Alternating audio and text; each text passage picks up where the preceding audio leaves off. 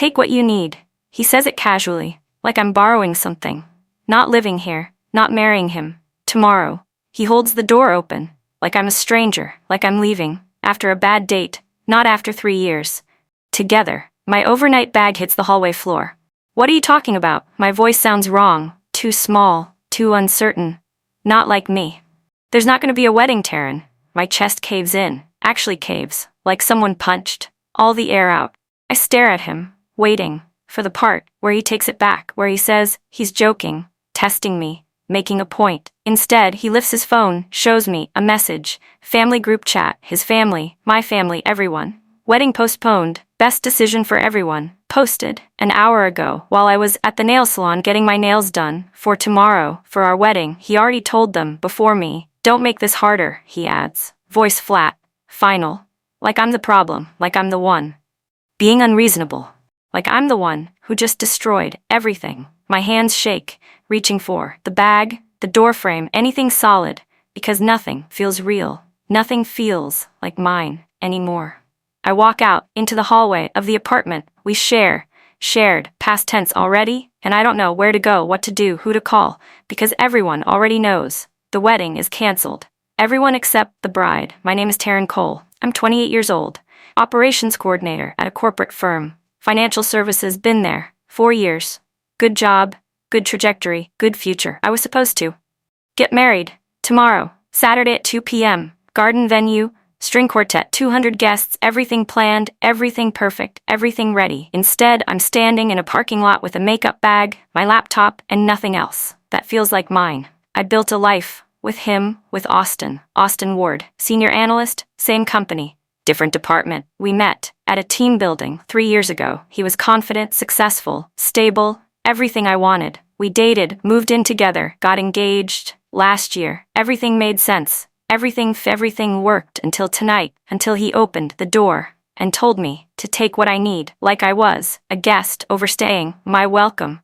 Now I'm realizing how much of it was never mine. The apartment, his name, on the lease, the furniture, his money, his choices, the life we built was really the life he allowed me to occupy until he didn't. And I have nothing, no home, no wedding, no plan, just a parking lot and a phone that won't stop buzzing. I sit in my car, longer than I should, engine off, lights off, just sitting in darkness. My phone buzzes constantly, relentlessly, messages flooding. I heard, I'm so sorry, are you okay? What happened? Can I help? All from people who saw his message, his announcement, his version. Before I even knew there was a version to tell. I opened the group chat, read his message. Again, wedding postponed, best decision for everyone. Appreciate understanding during this private time. Posted at 7:14 p.m. While I was getting my nails done for our wedding tomorrow. The responses are supportive. Thinking of you both. So sorry to hear. Hope everything's okay. Like it's mutual, like we decided together to postpone, to cancel, to end everything. But we didn't. He did, and he made sure everyone thought it was a joint decision, a mature choice, a private matter, not an ambush, not a betrayal, not him kicking me out the night before our wedding with no warning, no explanation, no compassion. He didn't just leave me. He made sure I looked like the one who failed, the one with problems, the one who couldn't handle it. Whatever it is, he controls the narrative before I even know there's a story being told. My cousin calls, I answer. Mistake. Taryn, I just saw, are you okay? I don't know what happened. I don't know, he said, in the group chat, that you've both been struggling. I freeze. He said what? That you've been under a lot of stress, that the wedding was adding pressure, that postponing is best, he said. I've been struggling. Under stress, can't handle the pressure. That's the story he chose. That's not true. What do you mean? I wasn't struggling, he just kicked me out. Tonight, I didn't know about the cancellation until he showed me the message he'd already sent. Silence, long, uncomfortable. Wait, you didn't know he was canceling? No, but he said it was mutual. It wasn't. Oh my God, she gets it. Finally, someone gets it. Where are you? In my car. Come here now. I drive to her place. 30 minutes in silence, just me, and the realization that Austin didn't just cancel the wedding, he rewrote the entire story, made himself the concerned fiancé, made me the unstable one, the struggling one, the one who couldn't handle it, and everyone believes him, because why wouldn't they? He posted first. He controlled the message. He made sure his version was the only version that mattered. Morning comes, Saturday, my wedding day would be, if Austin hadn't destroyed everything. The dress stays zipped in its bag at the bridal shop. I never picked it up. Yesterday was supposed to. Final fitting, final touches. Final preparations. Instead I was getting kicked out. The venue calls, just confirming. Final head count for today. I close my eyes. The wedding is cancelled. Oh, I'm so sorry. We'll process the refund according to your contract. Contract signed months ago. Non-refundable deposit lost. The florist calls. Delivery at noon, correct? No. Wedding's cancelled. I see. Our cancellation policy states. I hang up. Can't listen to policies, to contracts, to everything we planned. That's now. Just waste, just money, just proof. I believed in something that wasn't real. My cousin sits with me, silent, supportive, not asking questions, just present. While my phone buzzes endlessly, vendors, guests, family, friends, all asking what happened, why, how, when, and I don't have answers, just confusion, just hurt, just the realization that everything keeps moving. I'm frozen in this moment where my life was supposed to begin, and instead, it ended without warning, without explanation, without me even knowing it was ending. Monday morning, I walk into the office. Same building, same elevator, same badge, different world, everything's different.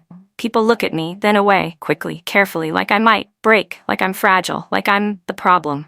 They smile, too carefully, speak too gently. How are you? Translation: we heard. Glad you're here. Translation: we didn't think you'd come. Let me know if you need anything. Translation: we feel sorry for you. I walk to my desk, head down, don't make eye contact, don't engage, don't explain, just survive. The day, the whispers, the pity. My manager stops by. Taryn, just want to check in, if you need time off. I'm fine. Okay, but if you change your mind, I won't. She leaves, uncomfortable, unsure how to handle the woman who was supposed to get married Saturday and didn't. I open my email, hundreds of messages, work stuff mixed with personal messages, condolences, like someone died. Maybe something did. The version of me that believed in Austin, in us, in forever. She's gone, and I don't know who's left, just someone going through motions, pretending to be fine while everyone watches to see if I'll break. Austin is already there at his desk 2 floors up. I see him in the elevator, going down for coffee, probably. He looks relaxed, calm, normal, like nothing happened, like he didn't just destroy someone's life 2 days ago. He's smiling at a colleague, laughing at something, being charming, professional, perfect. Like I'm the one who's out of place, who shouldn't be here, who's making things awkward by existing. He sees me for a second. Our eyes meet. He doesn't apologize, doesn't look guilty, doesn't even look away, just nods slightly.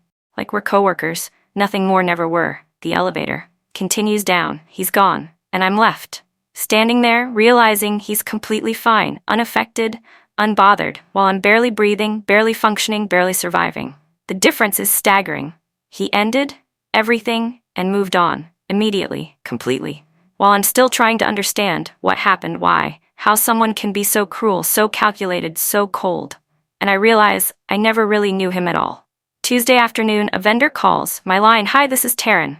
Yes, hi, this is from Stanton Supplies. We're following up on missing approvals for last month's invoice. Missing approvals? Yes, we submitted for payment 3 weeks ago. Still waiting for final sign-off. Let me check. I pull up the system, find the invoice. It's flagged, waiting for Austin's approval. He's the final approver for vendor payments in his department. I see it. It's waiting for department approval.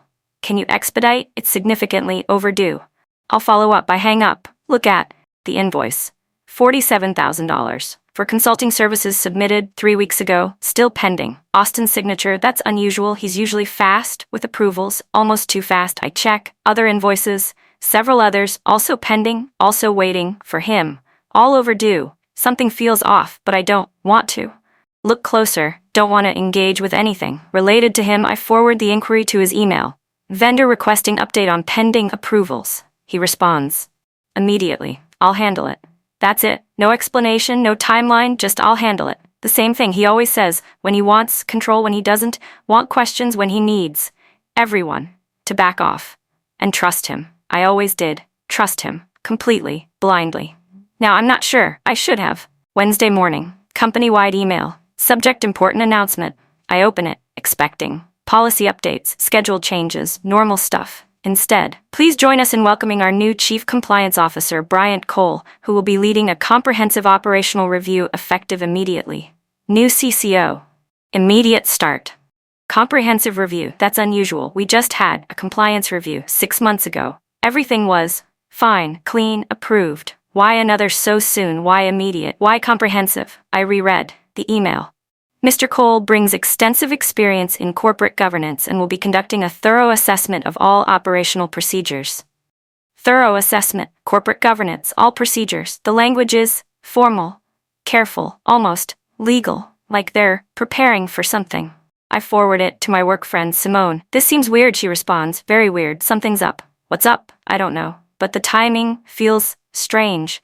The urgency feels deliberate. The language feels like something is already wrong and they're just now telling us about it. The email keeps bothering me all morning. I can't focus, can't work. Just keep rereading it. New CCO. Immediate start. Comprehensive review at 11 a.m. Everything stops. Literally stops. My computer screen freezes. Access temporarily restricted. I try my keycard on the door. Red light. Denied. I look around. Other people, same problem. Computers frozen, doors locked, keycards denied. Someone says, is this a drill? It's not. Security appears. Multiple officers. Moving quickly, purposefully. Please remain at your desks. Further instructions. Coming shortly. People start whispering, worried, confused, scared. What's happening? Why are we locked in? Why now? I check my phone. Company alert, all personnel remain in current locations, building access temporarily restricted, updates to follow. Building access restricted, we're locked in, this isn't a drill. This isn't normal, something is very wrong, and nobody's telling us what through the window. I see a black SUV pull up outside, main entrance, 3 people, exit, professional, serious, purpose. They walk directly to security, badge in without waiting like they own the building. Security escorts them to the elevator's executive floor where Austin works. My stomach drops. This is about Austin. I don't know how I know, but I know the timing, the urgency, the lockdown, it's all connected to him. Somehow the whispers get louder. Did you see? Who are they? What's happening? Nobody knows, but everyone's guessing. Audit, investigation, layoffs, merger, legal issue, all possibilities, all terrifying. I sit at my desk, waiting, like everyone else, but knowing, somehow this involves him. The man who kicked me out 3 days ago. The man who canceled our wedding without warning. The man who's been avoiding vendor approvals for weeks. The man I thought I knew, but clearly never did. 30 minutes pass, still locked, still waiting, still silent. Then, an announcement. All department heads report to conference room A immediately. They're briefing leadership first, before telling the rest of us what's happening, why we're locked in, what's wrong with our company, with our security, with everything we thought was stable. The people from the SUV, I learn later, are from the new CCO's team. Bryant Cole brought them for the comprehensive review that started today, with no warning, with a lockdown, with immediate access restrictions. They go straight to Austin's office. I hear from someone who saw he was there working normal, until they appeared. 3 people plus security, plus HR, all walking directly to his door. No greeting, no introduction, no courtesy, just purpose. Mr. Ward, we need to speak with you immediately. He stood, confused, maybe, or pretending to be. What's this about? Please come with us. Not a request, a directive. He looked around for support, for backup, for someone to intervene. Nobody did. They walked him to a conference room, closed the door, and that's when everything changed for him. Finally, 20 minutes later, security returns to Austin's office with boxes. They start removing files, computer, personal items, everything. People watch from distance, trying to look busy while actually staring at the spectacle of Austin Ward. Senior analyst, confident, successful, perfect, having his office cleared systematically, completely, publicly. Someone whispers he's being terminated, someone else, or arrested. For what? Don't know, but it's serious. I watch from my floor through the glass, seeing them box up his career, his reputation, his carefully crafted image, and for the first time since Saturday, I don't feel broken. I feel alert, aware, watching his confidence, his control, his perfect image crumble under whatever investigation is happening, his smile gone, his charm useless, his power evaporated, and suddenly I'm not the one exposed, not the one struggling, not the one with problems. He is, finally, visibly, undeniably he is. By end of day, his office is empty, computer removed, files seized, access revoked, badge deactivated. Austin Ward is gone from the building, from his position, from his perfect life. No announcement, no explanation, just absence. Where he used to be, people speculate wildly. Financial fraud, embezzlement, kickbacks, insider trading, nobody knows. For sure, but everyone knows it's serious. You don't get escorted out, have your office cleared, access revoked for minor issues. This is major, career-ending, possibly criminal. I sit at my desk, processing. 3 days ago, he kicked me out, made me look unstable, made himself look concerned, made everyone believe I was the problem now. Now his office is empty, his access revoked, his career possibly over, and I'm still here, still working, still standing, while he's gone. And I don't know why, don't know what he did, don't know how bad it is, but I know, somehow, this is why he left, this is why he kicked me out, this is why he canceled everything, not because of him, of whatever he was hiding, of whatever was about to surface, and he needed me gone before it did. Thursday morning, HR calls, Taryn, can you come to conference room B, please? My stomach flips. Am I in trouble? No, we just need to ask some questions. I walk to the conference room. HR Director Bryant Cole, the new CCO, a lawyer, all waiting, professional, serious, focused. Thank you for coming. We're conducting a review of operational processes, and we need your input. Okay, you work with vendor approvals, correct? Yes. I coordinate between vendors and department heads, including Mr. Ward's department. Yes. Can you describe the approval process? I explain, step by step, how vendors submit invoices, how I verify documentation, how department heads approve, how payments process. They listen carefully, taking notes. Did Mr. Ward ever ask you to process payments without full documentation? I think back, trying to remember. Sometimes he'd say documentation was coming to process. Anyway, how often? Maybe once a month for the past 6 months. They exchange glances. Did you ever question the missing documentation? Once. He said he'd handle it, that I should trust him, and you did. Yes, because I did. I trusted him completely. At work, at home, everywhere. And now I'm realizing maybe I shouldn't have. They ask more questions about specific invoices, specific vendors, specific dates. I answer honestly, completely, telling them everything I remember about Austin's processes, his requests, his shortcuts, and as I talk, I remember things I'd forgotten or ignored. Late nights when he'd stay working, just finishing approvals, rushed paperwork, just sign it. I've reviewed everything. Vendor meetings he'd attend without me. I'll handle the relationship. Missing documentation, it's coming, trust me. Urgent approvals, need this. Process today, no time for full review.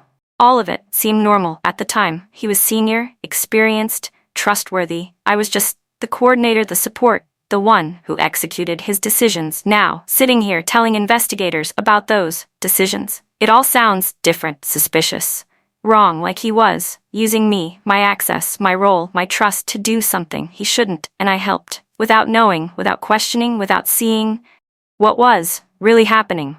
Did you ever benefit from these transactions? No. Did Mr. Ward ever offer you incentives, gifts, bonuses for processing specific invoices? No. Never. Did you know any of these vendors personally? No.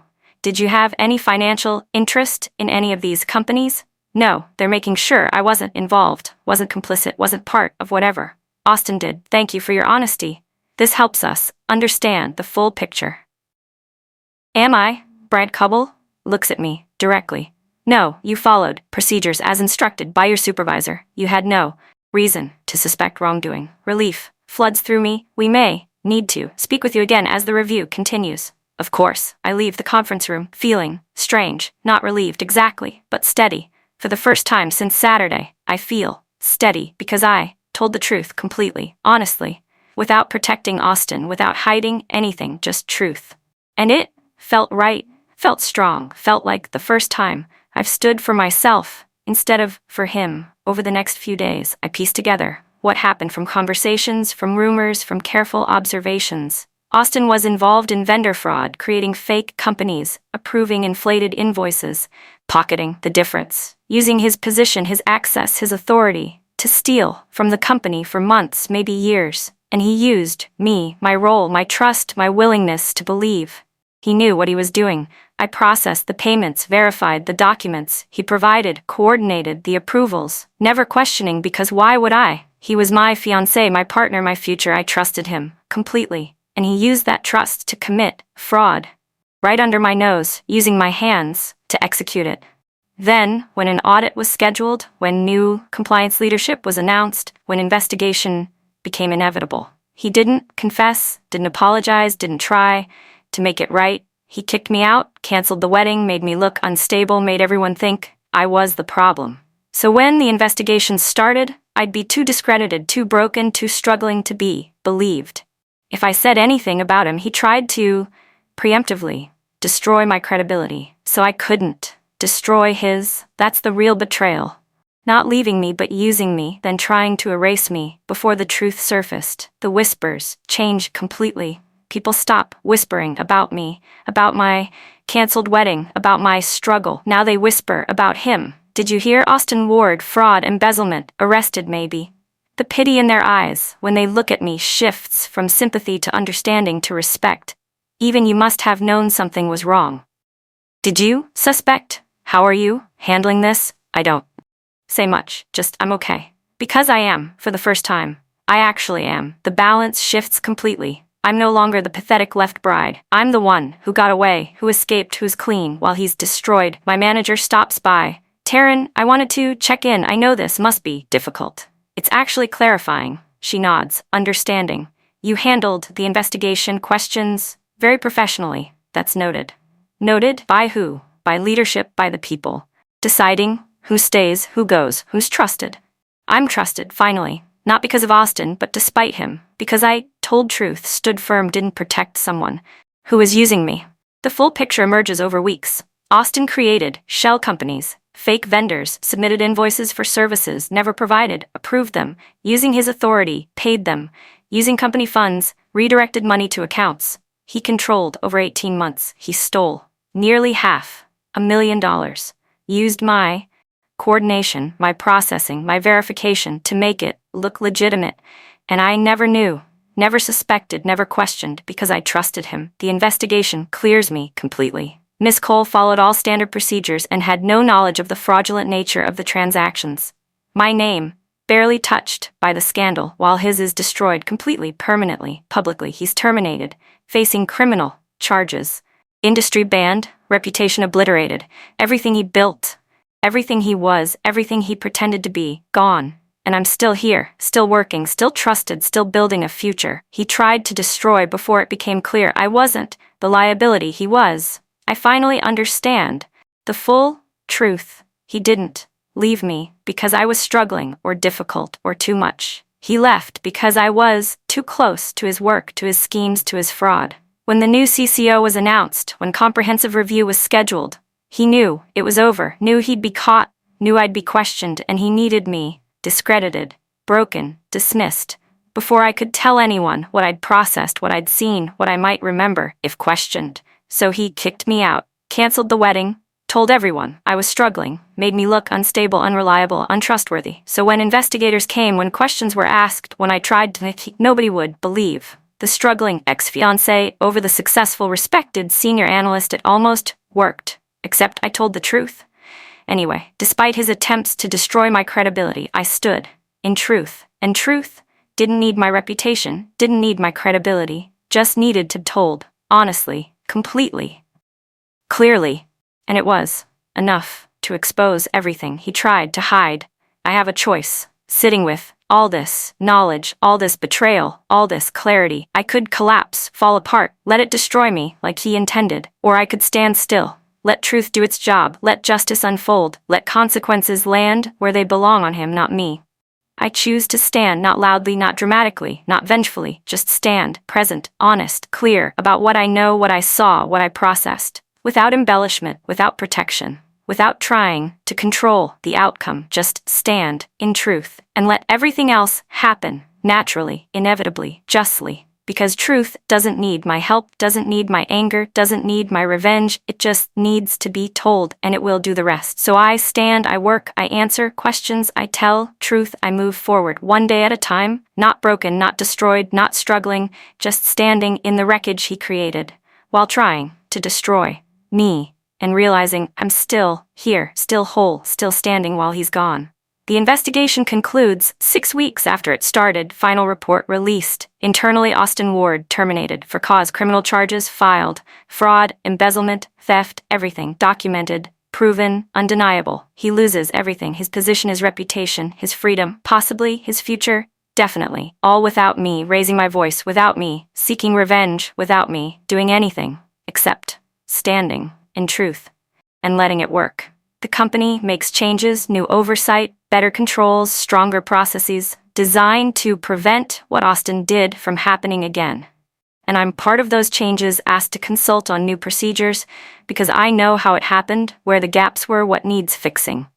Not because I was involved, but because I was close enough to see and honest enough to tell. People treat me differently now. Not with pity, with respect, with trust, with recognition that I handled something difficult with integrity, with honesty, with strength, even when it would have been easier to stay silent, to protect myself, to hide. I didn't. I stood. And people remember that 8 weeks after the investigation started, Bryant Cole, the CCO, calls me to his office. "Taryn, thank you for coming. Of course. I wanted to speak with you about your future here." My stomach flips. Am I being let go quietly to avoid association with the scandal? "We've been impressed with how you handled the situation, your honesty, your professionalism, your integrity. Thank you. We'd like to offer you a new role, senior operations analyst, compliance focus." I blink. "A promotion?" "Yes, we need people we can trust, who understand the importance of oversight, who won't be pressured or manipulated."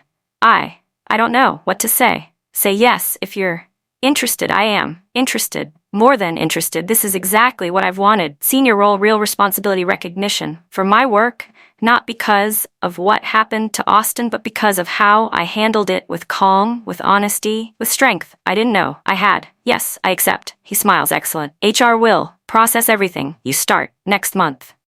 I leave. His office. Strange, good strange, proud strange, strong strange. 3 months ago, Austin kicked me out, canceled our wedding, tried to destroy me. Now, he's gone, facing charges, reputation ruined, and I'm promoted, trusted, building a future. He tried to obliterate justice. Doesn't always look like revenge. Sometimes it just looks like truth. Winning. Finally, 6 months later, my life is mine. Again, different than before, better, stronger, clearer. No lies, no secrets, no one controlling the narrative. Just me, living honestly, openly, freely. I'm settled in my new role, leading projects, making decisions, building systems that prevent what Austin did. I'm good at it, really good. People trust me, respect me, value me, not because of who I was engaged to, but because of who I am on my own. Austin is gone completely, facing trial. Likely prison. Definitely. Unemployable. In this industry. Forever. I don't think about him much anymore. Occasionally, I wonder if he regrets it, the fraud, the lies, the cruelty, but mostly I don't care. He's not my problem, not my story, not my concern, just a chapter that ended badly but led somewhere better. I'm dating someone new, slowly, carefully, someone who respects me, trusts me, values me for who I am, not I can give them or hide for them. The wedding that never happened doesn't hurt anymore, just feels like something that was never meant to be. A bullet dodged, a disaster averted, a life saved from being built on lies. Austin thought kicking me out would break me, make me look weak, destroy my credibility before I could expose him. He was wrong. Wrong was the only reason I walked away, clean, free, untangled from his crimes, his lies, his destruction. He tried to erase me before truth surfaced. Instead, he erased himself and gave me the freedom to build something real, something honest, something completely mine. And that's worth everything, even the shattered picture frame, the canceled wedding, the night in the parking lot. All of it worth it to be here, now, free.